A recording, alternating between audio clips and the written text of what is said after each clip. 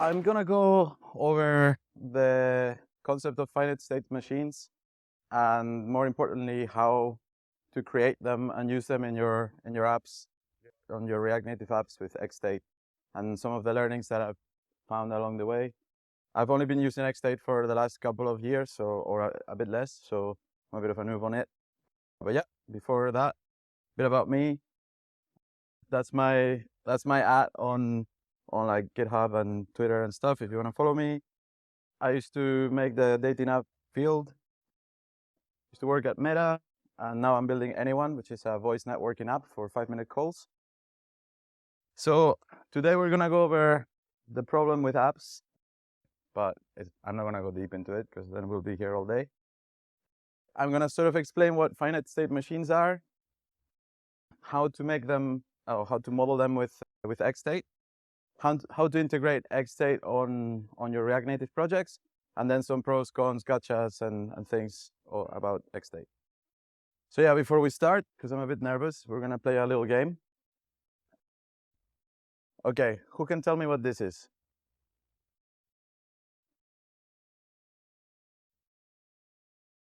All right, but if we're thinking metaphorically, yeah, well, it's a photo of a React Native project when a new dev joins your team. All right, cool. Next one. What is this? Actually, you're wrong. It's a redux store after. All right, final one. What is this? Anybody? Nope. It's just a photo of a bunch of cats in boxes. All right. So I chose the best alignment for my slides, but face it, we make forms for a living, and making forms shouldn't be this hard, right? Like apps are basically forms. You input data, you send it over, you get some info back. Well, there's a better way, but first you need to understand that what these two things have in common. So you've got a guy from Fortnite. It's an animated character, and you've got, well, how do you call this in the UK? A parking meter. And both of those can be modeled with finite state machines. So what are finite state machines? They are, has anybody done like computer science, informatics? Right, so, okay, you guys don't need this talk.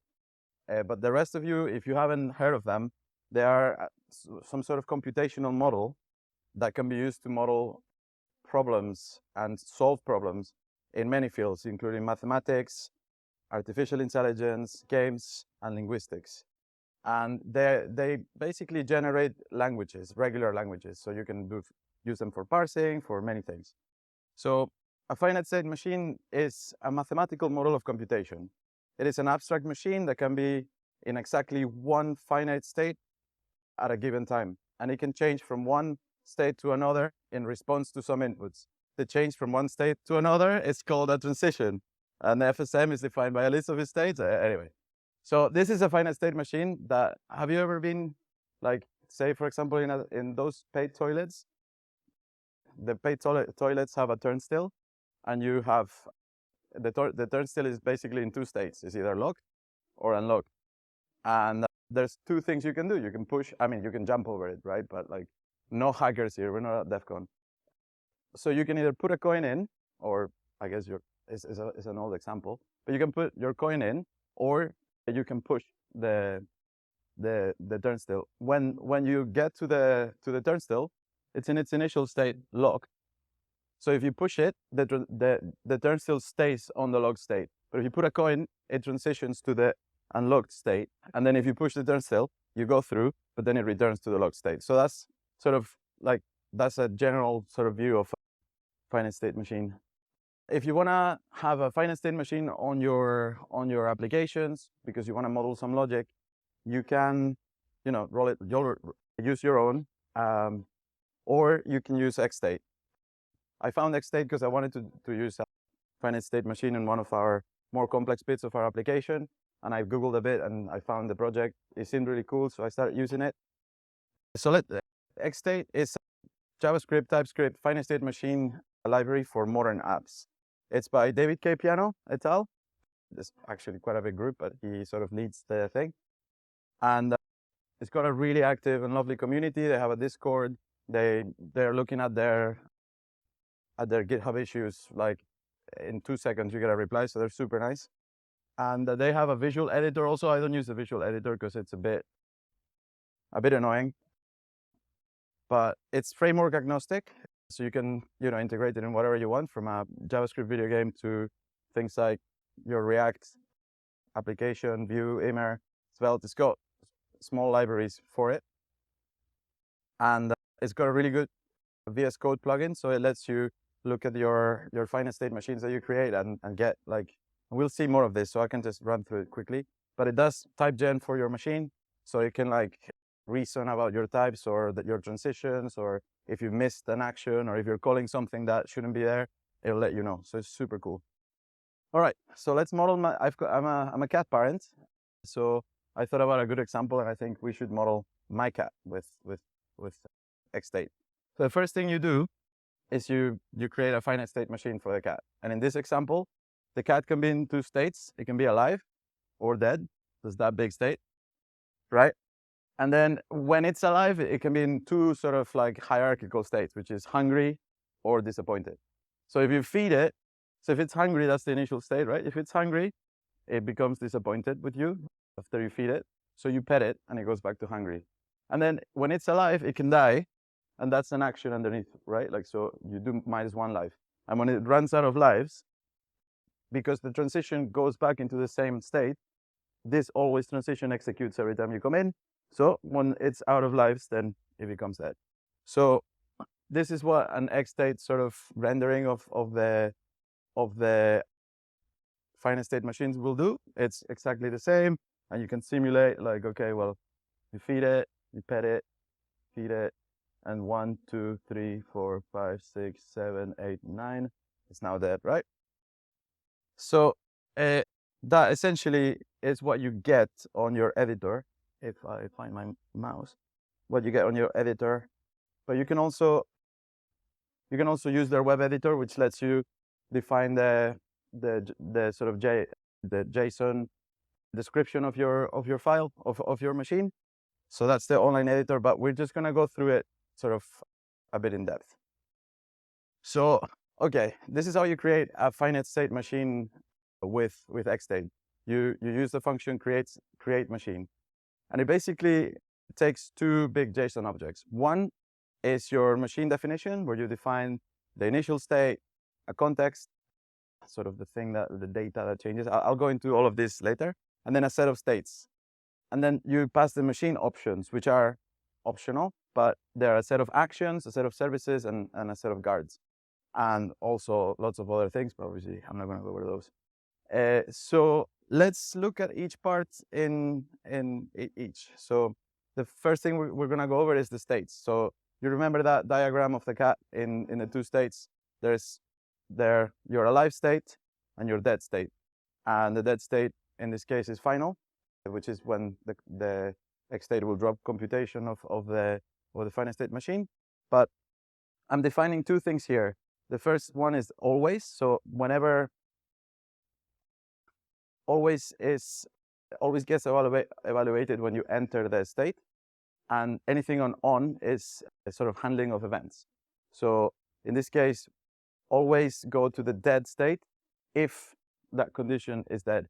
And then on is basically when you're in the alive state, these are the events I respond to. So the convention is to write them in caps. And actions is basically what we do when we receive that state. So you can add sort of any sort of transition, or you can execute actions, etc. So states can be nested. So you saw before how we had an alive state with states inside. So in this case, alive could be like its own big state machine, where you have an initial state called hungry, and on entry you can call an action like meowing. If you receive the feed event, which is a transition, then you go to disappointed, which is the other event down there. And if it's asleep, if we go to the asleep state, we invoke a service, and I'll explain those things. So you saw this meow and disappointed and hungry. Those are named actions. And named actions are used for side effects. So if you want to do something outside of the XState world, you can execute them in these actions, but they are fire and forget. So it would be to manipulate state of somewhere else, or to assign value to a variable in your context, or saving something, to your redux, or changing the attribute of a DOM node, something like that. And underneath, you see this thing called assign, right? So assign is a special function that lets you modify the context of your finite state machine. So what's the context? The context is where you store your infinite states. So if you think about a finite state machine, you have sort of main states, like the turnstile is open or closed, but maybe the price of how much you have, how many pennies you have to put in to open the door, you store that as context because it's sort of infinite state, right? So things like strings, names, maybe if you're building a form, the things that you're filling in. And assign basically lets you modify the state. It's a function that gets past the current context of the machine, and whichever event triggered that action. And then you can do something, and that gets assigned to the context. Services are, instead of, if actions are one shot and they get triggered right away, services sort of are long running things. So therefore things like promises or observables or even other machines. They're actually being renamed to actors in the new version. I still have them in my head as services, so it's gonna be all mixed just to reflect how my head works. But if you say wanted to have a long running event happening, like for example, your cat goes to sleep, you invoke you invoke on the state, you have this entry called invoke, to which you give it an src property, which basically indicates, hey, in the services, find the one named sleep. And services are usually async functions. I mean, you can do it without an async, but it doesn't matter. But you do it with an async function, and it will return, it will basically wait until the async function gets processed and then handle whatever returns. So you get to add two properties, on done and on error. And on done basically is what to do when the promise or whatever long running services worked out. Then you can say, okay, well, go to the awake thing or run this function or whatever it is. And then on error, you can also do things. So you get these two sort of options. So you have basically does anybody know Haskell? You guys know what monads are? Right. So in a way, this is kind of like the contact with the external world, where you have your monad, you have your internal logic where you know what stage your app can be, and your services can be used for handling the external stuff, where you know, okay, it's gonna succeed or it's gonna fail. So it gives you that sort of separation from the actual world. Anyway, the final thing on the machine options are guards. And guards are basically just a way to evaluate things. So you can express things like, okay, go to this state or this other state by saying, okay, well, if it's dead or if it's hungry, or, if there's an error on the thing that returns, you have this sort of options, and you can use it for validation, you can use it for anything, because you can model anything you want to create. So yeah, this is sort of like the quickest run through the docs. And if you want to read the docs, and you should read the docs, there's tons of really good examples and a really good guide in there. So yeah, go to their documentation. We're going to look a bit more about how to integrate XState with React Native. So I don't know, I guess you're all kind of front-end developers. You all work with UX people, and UX people have like Figma. They come to you with a Figma design, and they have all these like states drawn up in a big, like, on a tab if you have a good UX designer. If not, you have to do it yourself. But from there, it's quite easy to then think about, okay, well, I'm gonna make a flow for, like, say, sign up or my cat flow. So the first thing I usually do is define my machine, like we saw before, right? Like we have the cat machine that we use with create machine, and I put it in a context, in a React context. And this is kind of funny. So the way you put it in the context in React is with use interpreter, which is just a way of saying, hey, take this cat machine and run it, right? And you give it some you can override the actions and the services. So you can provide the implementations in your component. And you have this provider with the cat machine, and then everything, all your views, all your things inside that sort of flow have access to the machine. So the next thing I usually do is create a native stack navigator or a stack or whatever you guys use. But let's say you're using React navigation. So we have that cat machine with the interpreter that's on the context, which wraps the navigator, and then we have some views, right? Like we have the one for hungry, for asleep, which may or may not map to the states of your machine. They don't have to, but they will match to some degree, right? And then inside your views, you just get from the context, you get the service, and then you can use a use selector, so sort of like the redux one. And use selector is a function provided by XState that basically you pass it your service, your machine that's being currently interpreted, and it can give you things like the context, so how many lives, or it can let you know what state it's in. So you can say current.matches. We'll see that. And you can also send messages to the service. So you remember the things in caps that we saw before? Those are events. So you can send events to the cat service. So if the cat is hungry or whatever, you can trigger that, and that will trigger the transition to the next state if it's possible. So then, in order to navigate between screens, I usually abstract things away into a hook that basically grabs the service, grabs the navigation using those hooks, and then subscribes to changes in the machine state. And then it's basically a long sort of router, which is this is the solution I came up with, and it might not be the right one, but basically, if the state is this, then go to this thing. If the state is this, go to this thing. And remember that there can be more states than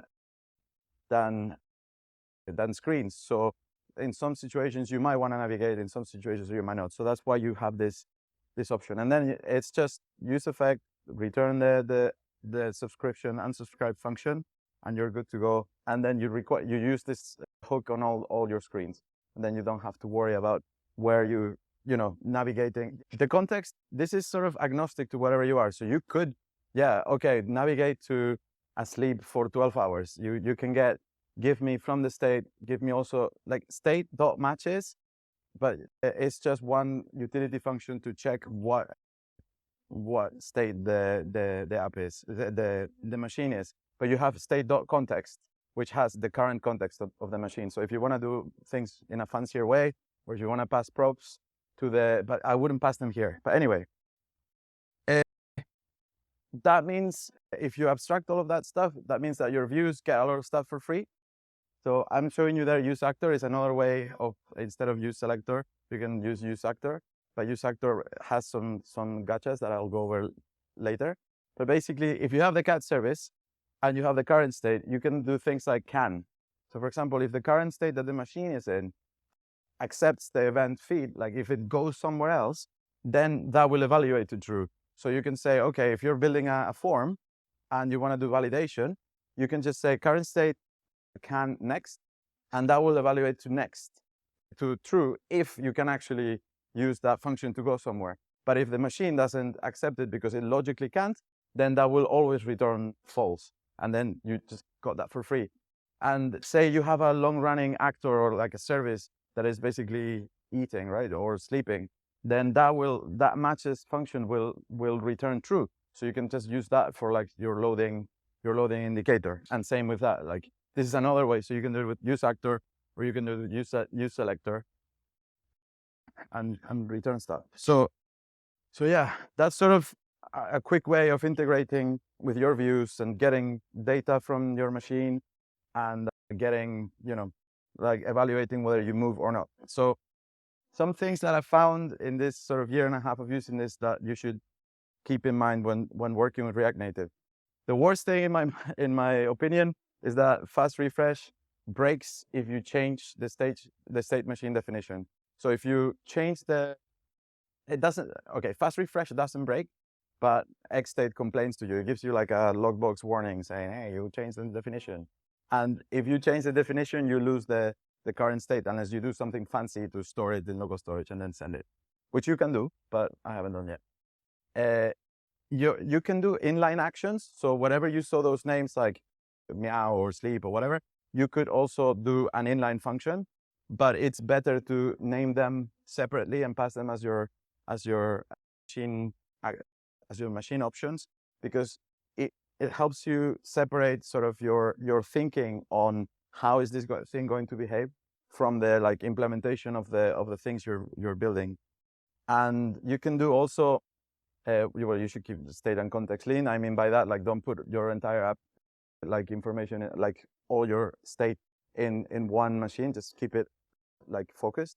But yeah, if what I wanted to say by this is that if you design your machine as just a logical entity, then you don't have to, you can reuse the services, reuse the actions, or even have different actions for different applications of your machine. So you could have it, but you could have it in different sort of platforms, or maybe have a different action for Android, a different action for iOS. There's many things you can do. And also you could use different services for testing, like mock your services and only reason about the logic of your app. If you listen to the whole machine state with use actor or with a subscription on views that are mounted, because the actual state of the entire machine changes, your view will re-render. So make sure you use selector, which like only listens to the change that you've told it, and it would only trigger every render when the thing you're interested about changes. And if you're using native stack navigator, and this builds upon what Mo told us in the last like meetup, if you use freeze on blur equals true, especially if you're doing like pop-ups and stuff, it will stop other views that are mounted from re-rendering, even if you don't use selector. So those are some tips. Do you guys have any burning questions at this point? Or sure, okay, yes. Can you scope things like state and context? Yeah, so the way I usually build the app is, it's kind of not something that you should do according to the React navigation bits, but I think about the app of an app in flows, right? So you have a sign up flow, you have a, I have a phone call flow in my app, or you have a map, and that's the scope. Like I scope it in that way because at the end of the day, I'm modeling the interaction of the user in that context. But it's up to you. It's just quite open. So you can make a huge machine. I'll show you some examples of machines that are built, like just screenshots, and you can see how it can like grow quite big. But at the end of the day, you have to. It's up to you, basically. I can't give you a 100% answer, but you should. A good rule of thumb is to keep it for the flow that you're building. If you're building a flow in an app. Does XState also tell you whether a state is reachable or not? Yeah. And not only that, I'm gonna go over this later, because you can do cool things like model-based testing. So the XState actually comes with a thing that lets you evaluate your entire graph, and it tells you like how far away to get to that. It's so cool. But I'll get to that later. I'll give you some pointers on why, and this builds on this. So it separates your logic from your side effects and views. So you can think about the way the user interacts with the app from what you actually do to talk to your server or whatever. You just think of the logical flow of what you're building. And that's quite important when you're thinking of UI, but it's also important when you're like, you have maybe a protocol with a backend, and you have to, sort of expect a message, be in a state, receive thing. And the alternative is to use if, else, then, or switch statements, which is kind of crap. It keeps views short and clean. So like you saw before, you can grab everything you need from the machine. So your views need only concern themselves about what they're doing, and you don't leave things I'm guilty of leaving like a navigate on this view to this other view, and then your logic of like going from one place to the other gets encoded into the views rather than it being away from the actual like UI, which is, we can debate this, but it's better when you have to refactor, or when the product manager invariably changes their mind and wants you to move this screen one step before, and then suddenly, I have to make sure that this goes in a state machine. You can just change the transition and everything else falls into place, right? you can reuse services and actions, and you can actually change what the services and the actions do. All these things are typed, right? So you can establish an interface with your machine, and then say, okay, well, this service will always return this stuff. So then it doesn't matter if you're using API A or if you're using another provider, as long as what you're returning is the same. So it helps you swap out logic, reuse that sort of logic. And then you can also, if you're testing things, you can just mock the services and have the logic run without you having to, call the backend or use, something like just mocks or whatever. And you can do model-based testing. And if you get the slides, you can see a talk by David K. Piano, where he actually goes over how he gets the models to write the tests to write themselves. So you basically analyze the topology of your finite state machine, and then you can actually write all the possible tests for all the possible states in which your application can be in without you having to sit down and write them. It's mental and it's hard to explain, so I'm not going to go much more into it. And yeah, like I said before, rearranging flows and moving things around is easy. So complex flows and logic doesn't mean that you'll have a complex view. And there's a really cool Flipper plugin that I only found like a couple of weeks ago, that basically if you set you have an option to set your machine as like developer true, which is set to dev, right?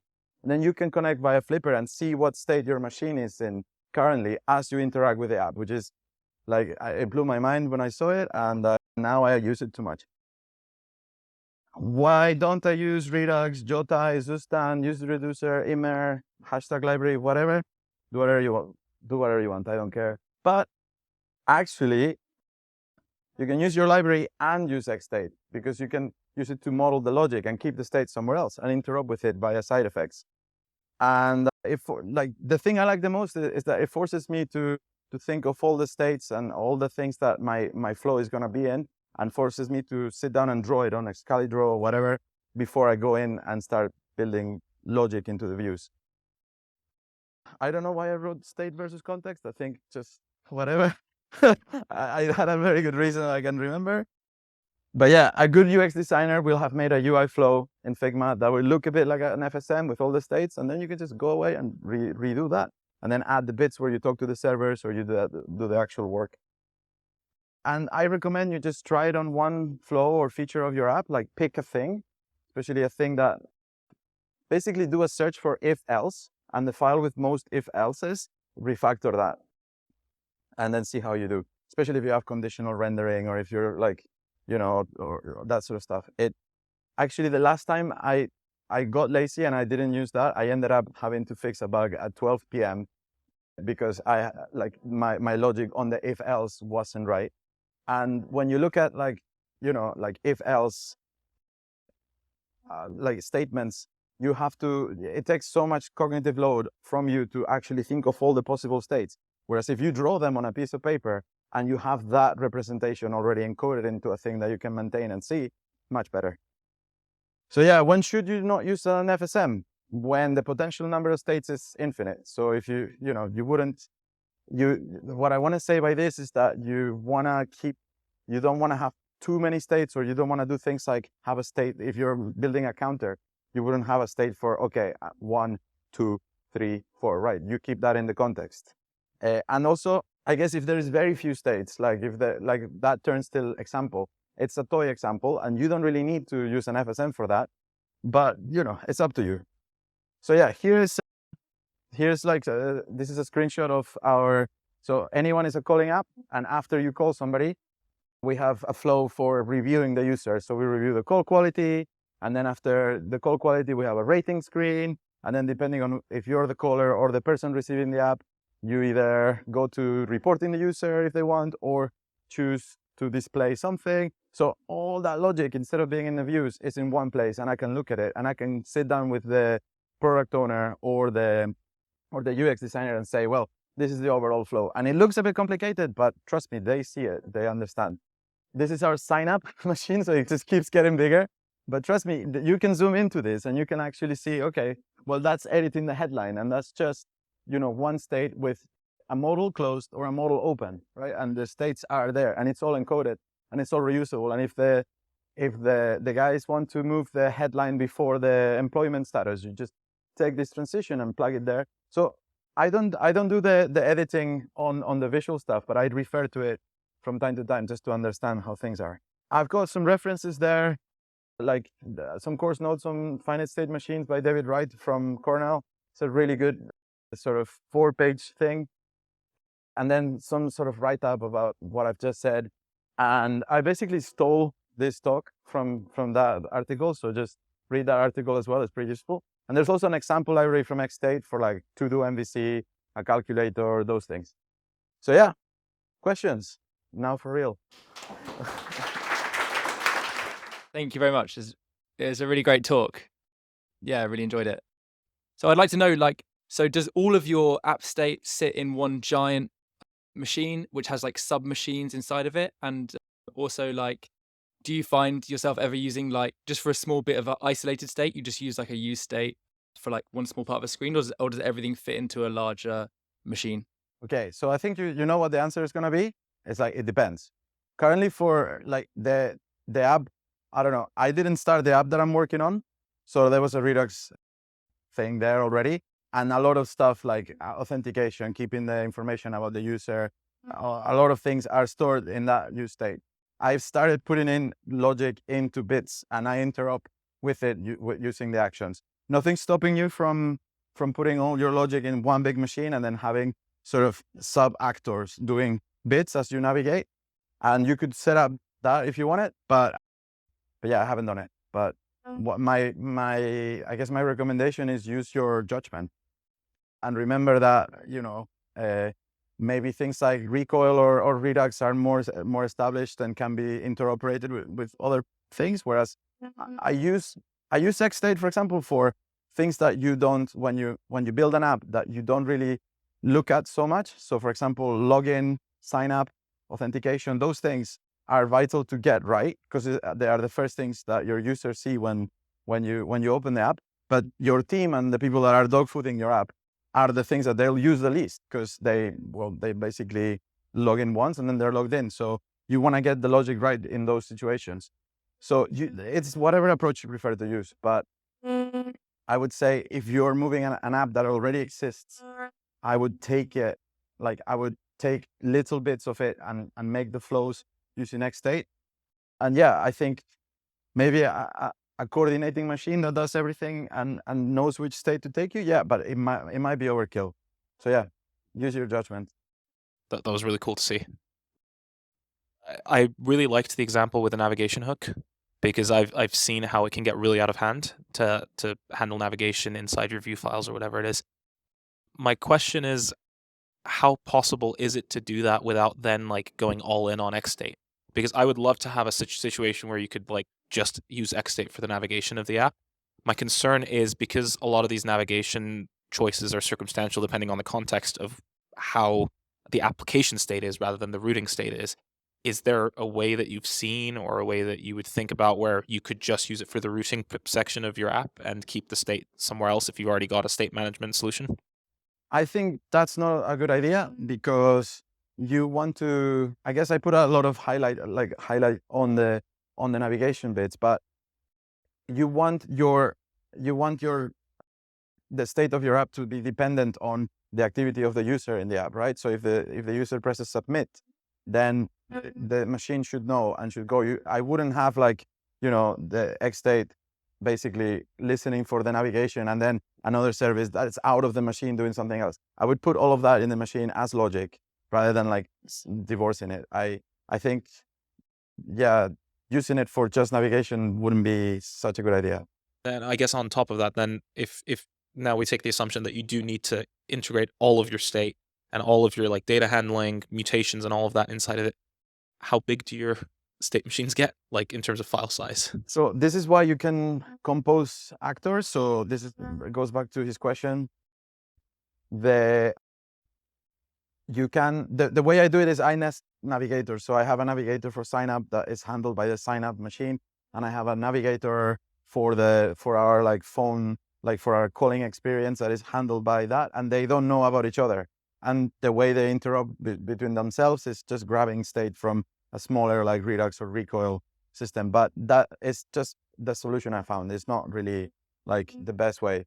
And I think compositing machines is a better way, where you have like, you know, you have a mother machine or a parent machine with maybe like sign up state, calling state, but and then you can talk to, you can represent that. You like the thing about that I like the most about it is that it's abstract in a way that you can build whatever you think is the best way to approach the problem. So yeah. I'm gonna ask one more question since I've got the mic, and then I'll pass it along. I know, right? I just with forms, because you mentioned the example of forms. Are you keeping the form state while like text input is being entered in ephemeral and like on the view level with like a use state, or are you still putting that inside? Because there was the classic issue with Redux where if you had like your form state in Redux, it would just trickle down in terms of re-renders and stuff like that. Yeah, so I've done it both ways, and if I get lazy, I do it with use state, but I do it on most of the time. I have like an action, and when you're on Blur, you trigger the event like text entered, and then the machine takes that text, stores it in the context, and then you can run the validation about that text with a guard. And then, hey, once they enter the text, you say, is the text valid? Then go to submit, or like go to the error state. So like I said, it's however you want to do it. And yeah, if I am reusing another view that has already all that stuff set up, I just maybe only like take a bit. So yeah, don't Makes look at my perfect sense. code, please. No, thanks. Yeah. So the joke version of this question is, have you ever forgotten to put an if state dot matches? Yeah. And I guess the more serious variant is, do you do any sort of like, is there any possibility of doing like exhaustive, pattern matching in that sense? So that, like, did you see that dot on the slide? So that denotes sort of a child state. So that like state dot state is basically when you have a hierarchical state, if you're on alive state and you're on hungry state. So that's dot. I've forgotten to add an if to the thing, and then it just doesn't do anything. So obviously this is not magic, and it's not going to replace basically knowing how to code and also like writing an end-to-end test to your like flow, right? But yeah, that's one of the things that I found most annoying, because with the interoperation with React navigation, that you have to sort of imperatively tell it to go to that state. And I don't have any good like answers, because there's no way to, because the states don't map one-to-one with the actual navigation. It's down to you to sit down and just check that you're going to all the places that you should be going. And also sometimes like you might not want to navigate when a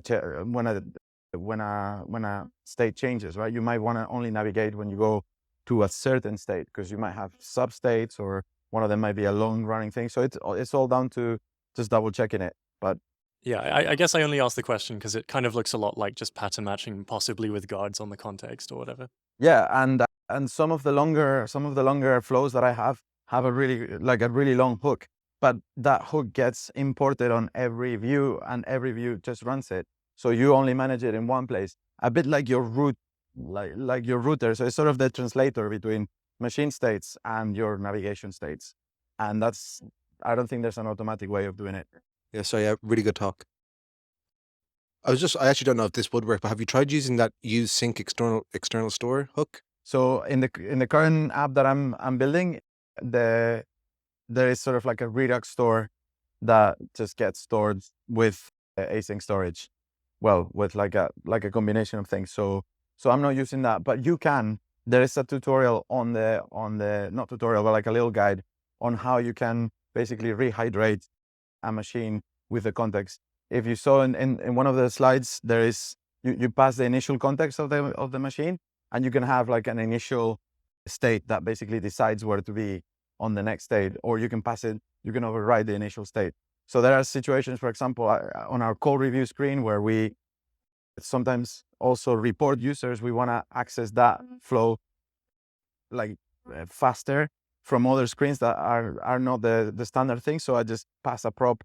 The machine knows that I'm going for a report, and it just skips to that state right away in one step.